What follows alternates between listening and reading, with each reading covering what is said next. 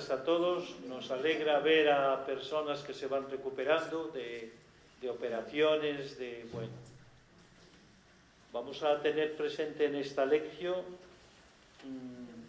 de nuevo, como nos ha dicho Pere, pues toda la situación de Gaza, con 300 muertos, algunos niños. Bueno, de nuevo, cuando estábamos, parece que respirando la paz, de nuevo vuelve la guerra a Gaza. Después también vamos a pensar en tantos inmigrantes deportados. Después de todo lo que les ha costado venir, acordaos de aquel, ¿cómo se llamaba? Desmond, con todo lo que les cuesta venir desde sus países de África, años enteros atravesando el desierto, el mar. Este Desmond nos decía que había perdido la Biblia, bueno, se le había caído la Biblia al mar y lo había logrado, yo creo que, bueno. Entonces, con todo lo que les cuesta, de repente, a la vuelta a su país de origen, a empezar otra vez. Bueno. Y después también vamos a tener presente que en una iglesia del Congo, también lo habréis oído, en una iglesia del Congo han encontrado 70 cristianos decapitados. Iglesia del Congo. Sabéis que en el Congo hay muchísimas luchas. Prácticamente no hay ejército, sino que cada jefe o jefezuelo tiene un ejército y matan. Ahí hay una guerra tremenda por el coltán, ese mineral o piedra de donde sacan piezas para los nuevos móviles y estas cosas. Bueno, entonces tenemos presente esta situación, también a Casilda, que sigue viviendo su situación de enfermedad y de todos los enfermos. Comenzamos en el nombre del Padre y del Hijo y del Espíritu Santo. Amén. Lo primero que hacemos es invocar al Espíritu Santo, porque sin el Espíritu Santo no sabemos hacer nada. Ven Espíritu, ven Espíritu, ven Espíritu, ven Espíritu, ven Espíritu, ven Espíritu, ven Espíritu, ven Espíritu. Y como el Espíritu Santo, el amigo interior, es el que conduce el mundo y también nuestra vida, pues le pedimos al Espíritu Santo que nos ayude a discernir los signos de los tiempos, es decir, que nos enseñe a reconocer en este tiempo en el que nos toca vivir, reconocer a Dios y reconocer su obra en el mundo. Esto es lo que le pedimos al Espíritu. Decía Jesús un poco con ironía, si sabéis distinguir cuándo va a llover o cuándo va a hacer bochorno, ¿cómo no sabéis distinguir los signos en los que el Espíritu Santo nos enseña a reconocer a Dios? Discernir los signos de los tiempos es conocer y comprender este mundo en que vivimos, que no es fácil, no nos es fácil comprenderlo. Y tampoco nos es fácil comprendernos a nosotros. ¿Qué me pasa? ¿Cómo me habla Dios en este momento de la vida? Bueno, pues eso es lo que le pedimos al Espíritu Santo y que nos ayude a crecer en el Evangelio. Ven Espíritu, ven Espíritu, ven Espíritu, ven Espíritu. Y para motivarnos en esta lección, pensamos en San José. ¿Tenéis cariño y amor y devoción a San José? Bueno, pues es muy importante. Recordamos al Papa que tiene una imagen muy bonita de San José, como durmiendo, ¿verdad?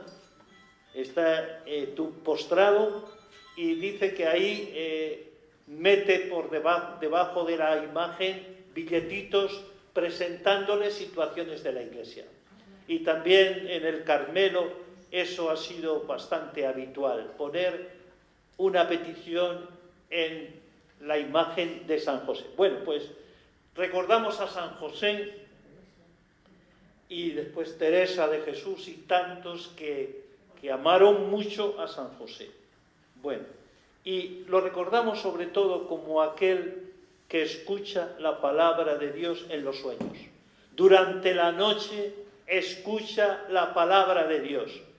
Y por eso el Papa Francisco dice que a este maestro y hombre de los sueños que nos enseñe a soñar el futuro, que nos enseñe a soñar este futuro de una forma nueva.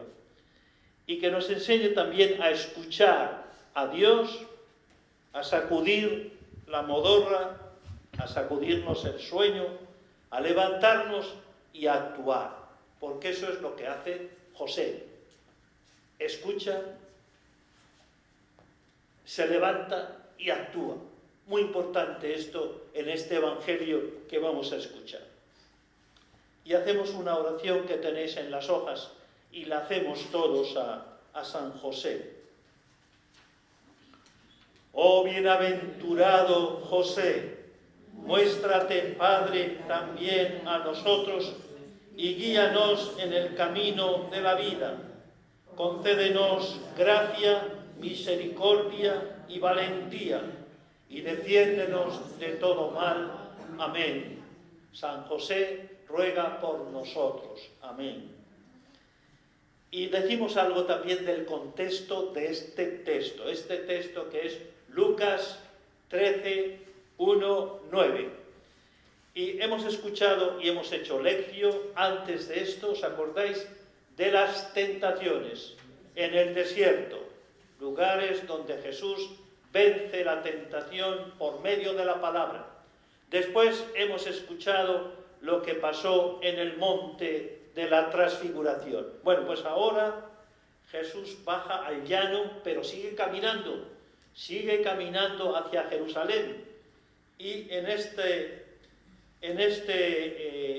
recorrido veremos la parábola de la higuera hoy, después la parábola del hijo pródigo o del padre bueno, y después la mujer pecadora, que nos dan informaciones que solo aparecen en el evangelista Lucas, y que nos muestran la misericordia. Todos estos textos son un camino educativo, catequético, que nos conduzca a la Pascua, al misterio de la reconciliación. De alguna manera podemos decir que lo que Lucas pretende es despertar las conciencias dormidas. Y dicho esto, pasamos a escuchar la palabra, el Evangelio que nos va a proclamar Dionisio.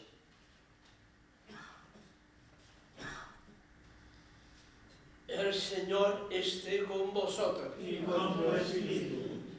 Lectura del Santo Evangelio según San Lucas. Gloria a ti, Señor. En aquel tiempo se presentaron algunos a contar a Jesús lo de los Galileos, cuya sangre había mezclado Pilato con la de los sacrificios que ofrecían. Jesús respondió: ¿pensáis que esos Galileos eran más pecadores que los demás Galileos porque han padecido todo esto? Os digo que no. Y si no os convertéis, todos pereceréis lo mismo. o aquellos 18 sobre los que cayó la torre en Siloé y los mató, ¿pensáis que eran más culpables que los demás habitantes de Jerusalén? Os digo que no. Y si no os convertéis, todos pereceréis de la misma manera. Y les dijo esta parábola. Uno tenía una higuera plantada en su viña y fue a buscar fruto en ella y no lo encontró. Dijo entonces al viñador: ya ves, 3 años llevo viniendo a buscar fruto en esta higuera y no lo encuentro. Córtala. ¿Para qué va a perjudicar el terreno? Pero el viñador respondió: Señor, déjala todavía este año y mientras tanto yo cavaré alrededor y le echaré estiércol a ver si da fruto en adelante. Si no, la puedes cortar. Palabra del Señor. Gloria a ti, Señor Jesús.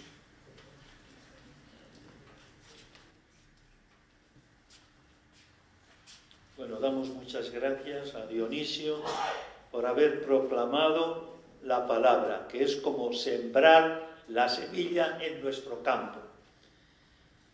Bien, ya hemos escuchado este evangelio en el que, bueno, ya he dicho que Jesús va caminando hacia Jerusalén.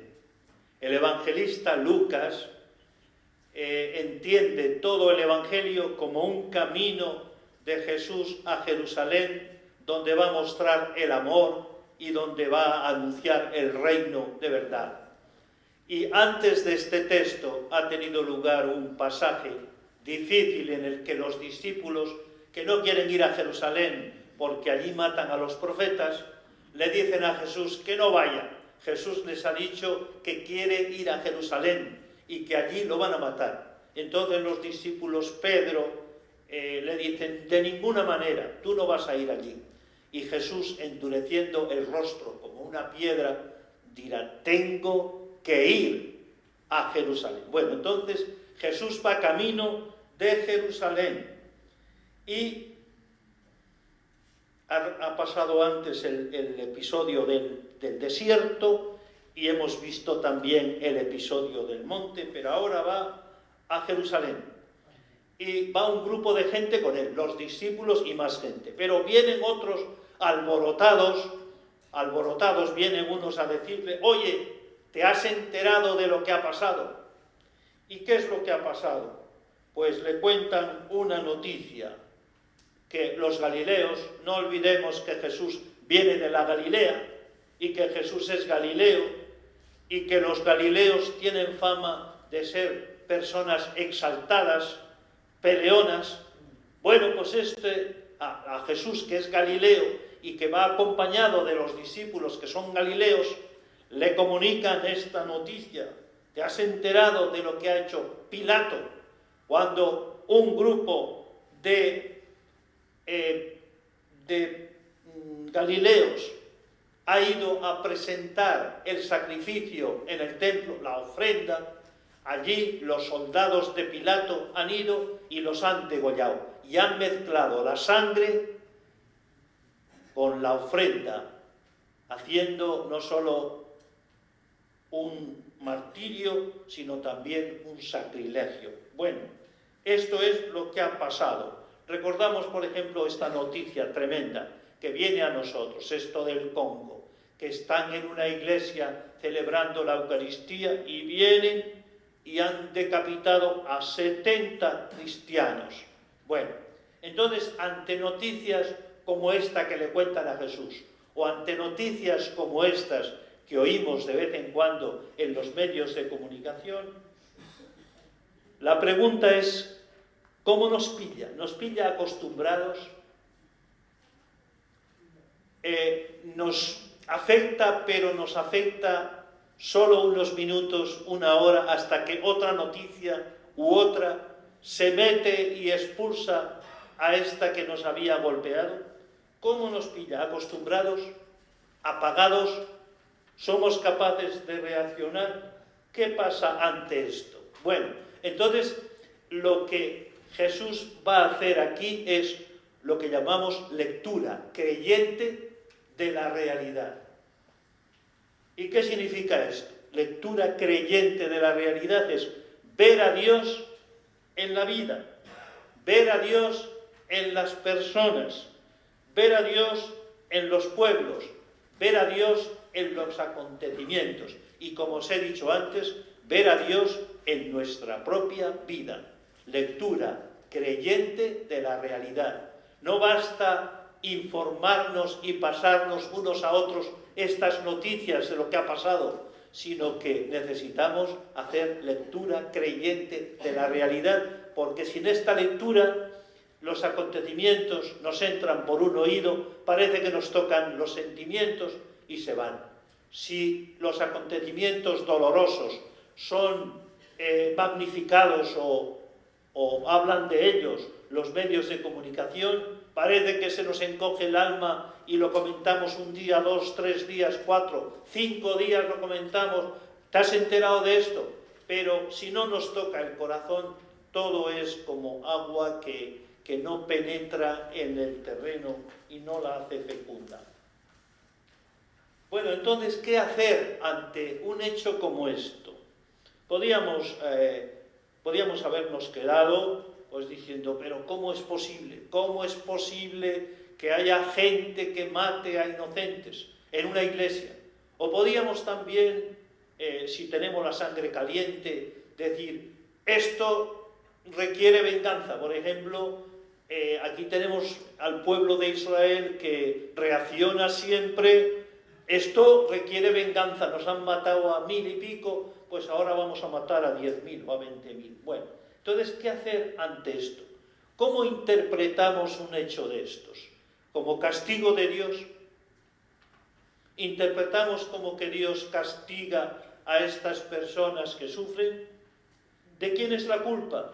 ¿De quién es la culpa? Bueno, pues Jesús nos va a dar una respuesta nueva. ¿Y qué hace Jesús? Acerca el hecho, lo que ha pasado, a la responsabilidad personal. Este hecho, este acontecimiento, está llamándote para dar una respuesta personal. O también recordamos que todo lo que ocurre en este mundo, todo es signo. Y un signo nos habla de Dios en las cosas de la vida.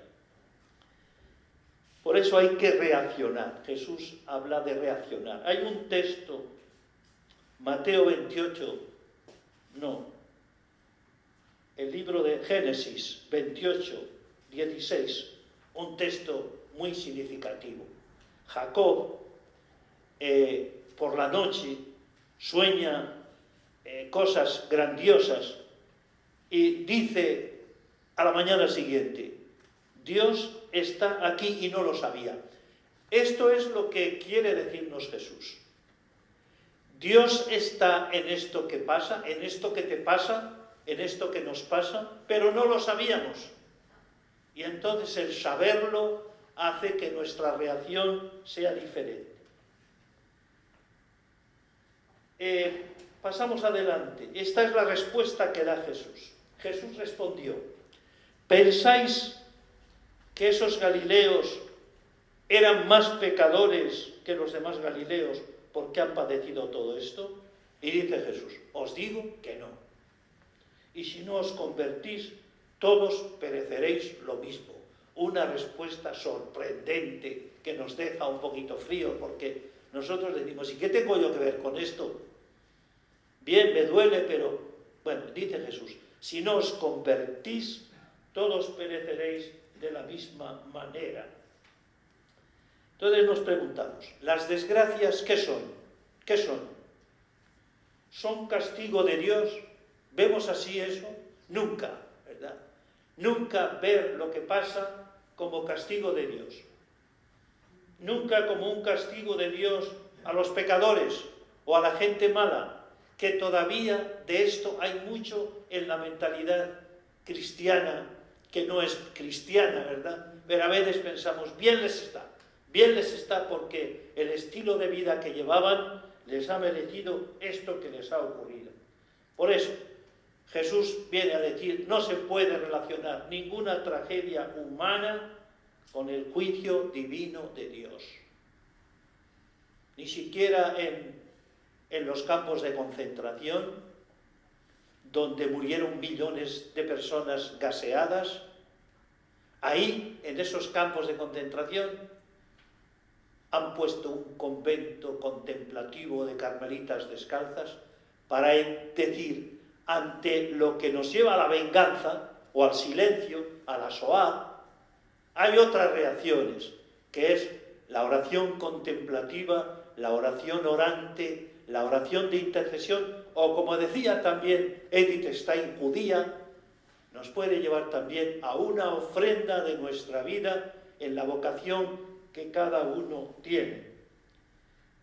Entonces, lo que pasa hoy en el mundo, dice Jesús, es una advertencia, y tenemos que superar, por tanto, esta imagen que también tenemos a veces y que aprendimos de niños. ¿Quién es Dios? Dios es el que premia a los buenos y castiga a los malos. ¿Os suena esto? Bueno, pues esto no es cristiano. La reacción ante lo que pasa es otra, muy distinta. Por eso hay un rabino que da clase a jóvenes judíos, y cuando les leyó este pasaje, los muchachos dijeron, ¿cómo se la jugó Jesús? Porque diciendo esto, podían haberle perseguido, azotado, podían haberlo matado por decir lo que dijo. Porque cuando nos quitan la mentalidad que tenemos, con la que estamos seguros, entonces nos quedamos como que no hacemos pie. Y Jesús quita una mentalidad y les invita a un cambio de mentalidad. Jesús se la jugó. Bien. Y pasamos adelante y dice Jesús, bueno, le han hablado de estos galileos a los que Pilato descuartizó cuando estaban haciendo la ofrenda en el templo. Bueno, y Jesús les dice otro caso que también ha debido de ser muy famoso en aquel ambiente. Dice, o aquellos 18 sobre los que cayó la torre en Siloé y los mató, ¿pensáis que eran más culpables que los demás habitantes de Jerusalén? ¿Les pasó eso porque eran culpables? Y este hecho, pues, resulta que estos 18 eran trabajadores y hubo una tormenta y se refugiaron debajo de la torre de Siloé, y entonces un rayo pues cayó, destruyó la torre y los mató. Bueno, entonces, ¿qué descubrimos aquí? Que detrás del sufrimiento no hay ira divina. Detrás de las desgracias no hay ira divina. Y experimentamos una llamada a la compasión, y a la ternura. No podemos quedarnos ni lamentándonos, ni echando culpas, sino que podemos pasar a compadecernos. Hay personas que lo hacen muy bien. Ocurre cualquier cosa y no se detienen a ver si son culpables o no, sino que agarran el coche o agarran la bicicleta o agarran el tren o el avión y se van a ayudar, aunque estén a kilómetros y kilómetros de distancia. Dice Jesús, por tanto, os digo que no. Y si no os convertís, convertir es una palabra que en griego se dice metanoia, que significa cambio de mentalidad, cambio de vida, una nueva manera de entender. Bueno, por tanto, cuando ocurren estas desgracias, Jesús nos dice, tienes que estar atento para descubrir las llamadas que te está haciendo Dios a ti en esa situación. Como os he dicho, cuando hay un terremoto o la famosa Dana de Valencia, un montón de gente anónima se puso en marcha sin culpabilizar, sin ir detrás de una pancarta, se pusieron en marcha. ¿Para qué? Para ayudar, para socorrer, ¿verdad? Así me decía un primo mío que le tocó, la mujer estaba fuera y no pudo entrar en la casa, y quedó la casa sepultada de barro, y él, pues en lo más alto de la casa, allí pudo pasar varios días, y me decía él que no había aparecido nadie hasta que aparecieron voluntarios jóvenes que habían ido quitando el barro. Bueno, entonces, hay que descubrir las llamadas en lo que vivimos. Y cuando hay gente que cuando descubre una llamada, se mueve, se pone en marcha. ¿Conocéis a alguien así? Se pone en marcha. Bien.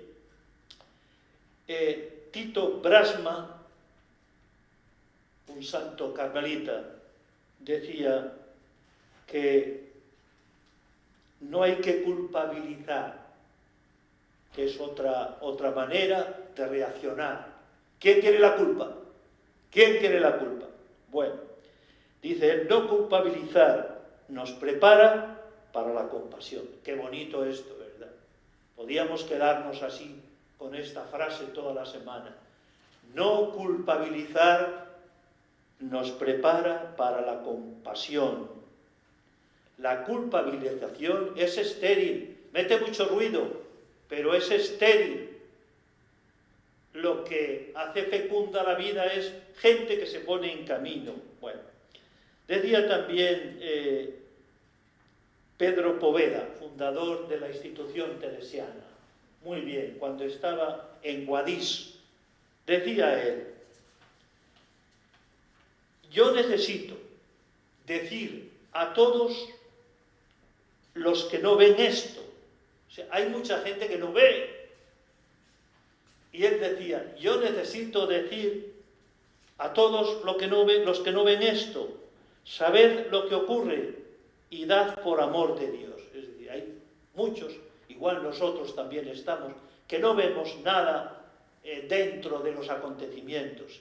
Y él decía, tengo que decírselo a todos para que se despierten y vean. Lo decía en Guadix, donde había una situación, se conoce que de mucha pobreza. Bien, por eso podemos decir que los que se mueven son los que dice Jesús, tienen ojos y ven, en vez de tienen ojos y no ven. Bueno, podemos vivir la vida, mientras no nos toque algo personal, pues estamos tranquilos, ¿verdad? Pero están pasando cosas constantemente. Por eso decía un hermano nuestro, Gabriel, decía que si queremos descubrir lo que es la vida, vayamos a un hospital, vayamos, visitemos a la gente, cómo sufre, cómo está. Bueno, bien, y dejamos esto porque pasamos a otra, y les dijo esta parábola. Uno tenía una higuera plantada en su viña y fue a buscar fruto en ella y no lo encontró. Bueno, la higuera en medio de la viña, esto era un lujo para la gente de Palestina, tener una viña y en la viña una higuera. Bueno, y tener una higuera era símbolo de paz, de prosperidad y de fertilidad. Y solían construir las higueras cerca de las casas donde vivían, y era también un símbolo de buena suerte. Tener una higuera era tener buena suerte. Y el fruto era muy valorado, y es muy valorado, fruto sabroso. Si habéis ido alguna vez por esos lugares, ¿verdad?, pues sabéis que venden en las tiendas muchos higos y muchos productos elaborados con higos. Bueno, entonces el fruto, el higo es un producto muy sabroso y la higuera, con todo el follaje que tiene, es un lugar para la sombra, para encontrar sombra en los días calurosos de Tierra Santa. Bueno, el evangelista Mateo habla de una higuera que se secó, pero Lucas nos va a hablar de una higuera de una paciencia ante la higuera que no tiene fruto, de una paciencia en la esterilidad. Cuando parece que no hay nada, hay paciencia de que las cosas pueden cambiar. La higuera también es símbolo del pueblo de Israel. El pueblo de Israel se parecía a la higuera.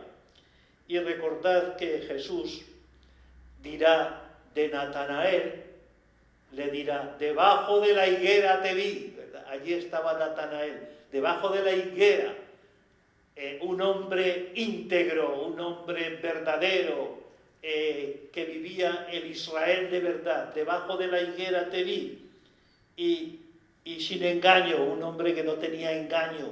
Recordamos a Teresa de Jesús, andar en verdad delante de la misma verdad. También, debajo de la higuera, era un lugar de contemplación. Se ponían debajo de la higuera y contemplaban la vida, adoraban a Dios y lo alababan. Por tanto, recordamos esa higuera. Y aquí, en este texto, recordamos una paciencia en la esterilidad de una higuera que no da fruto.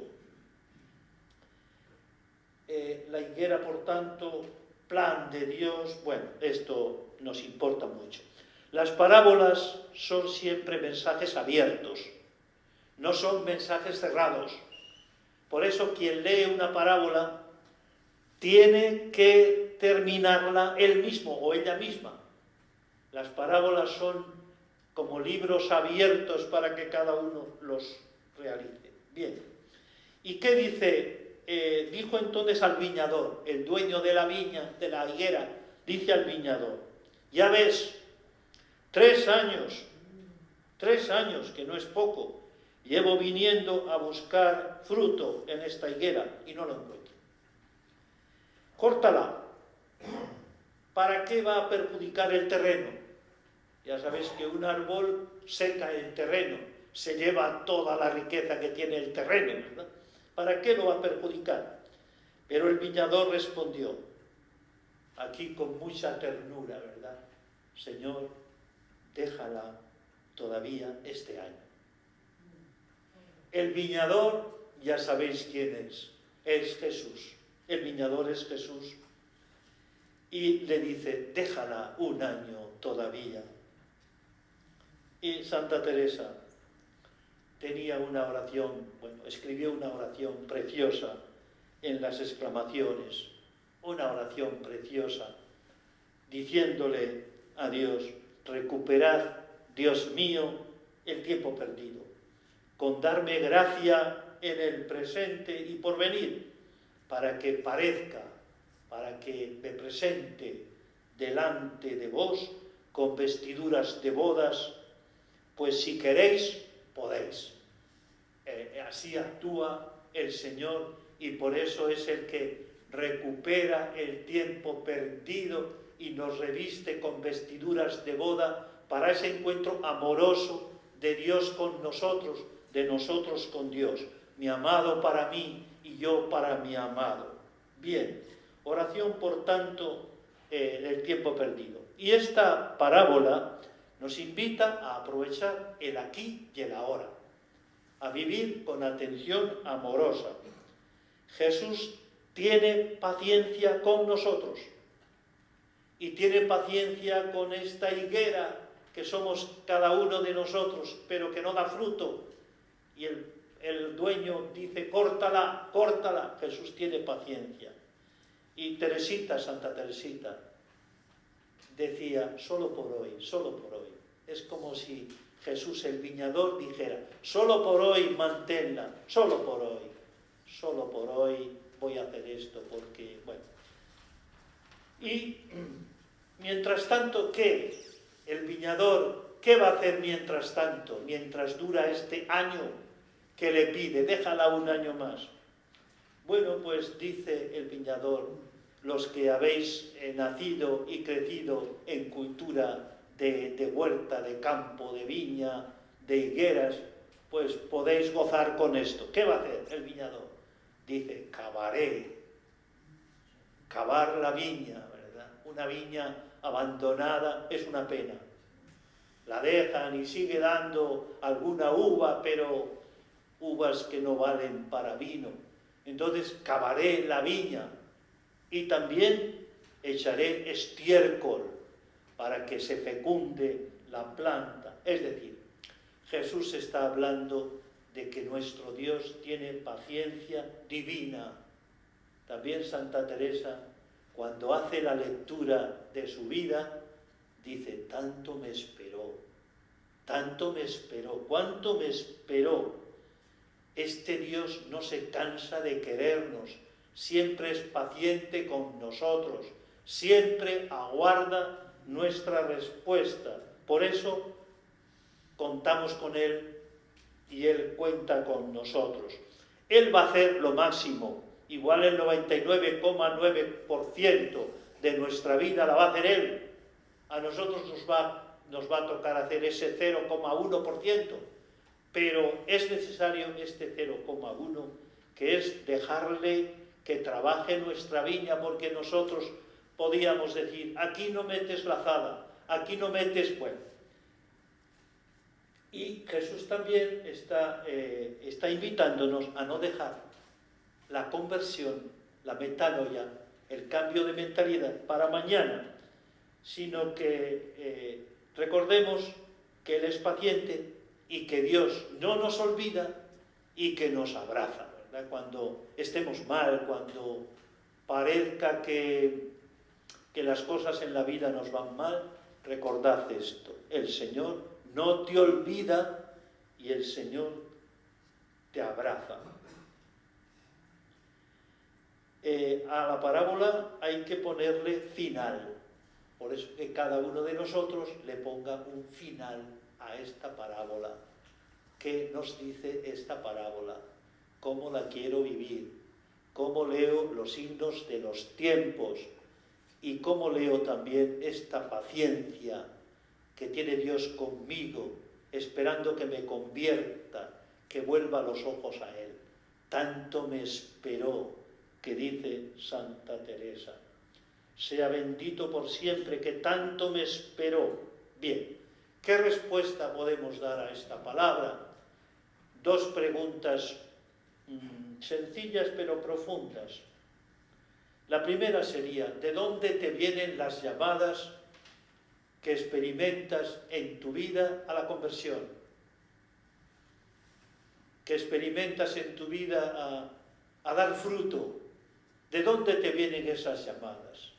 ¿Quién y de dónde te viene la inspiración para la conversión? Y segunda, ¿me da lo mismo convertirme o no? ¿Qué más da? Hoy, digamos que mucha gente, pues, puede pensar así. ¿Qué más da? Eso de la conversión parece un mensaje que ya ha quedado trasnochado. Pero ¿cómo puede quedar trasnochado un mensaje que tiene que ver con tu alegría y que tiene que ver con tu plenitud y que tiene que ver con tu vida? Me da lo mismo convertirme o no. ¿Y de dónde me viene la llamada a la conversión? ¿Y por qué hago como aquel que decía, mañana respondía, para lo mismo responder mañana? Y para orar la palabra, pues vamos a cantar un canto que es muy de Cuaresma. Danos, Señor, un corazón nuevo. Danos, Señor, un corazón nuevo. Derrama en nosotros un espíritu nuevo.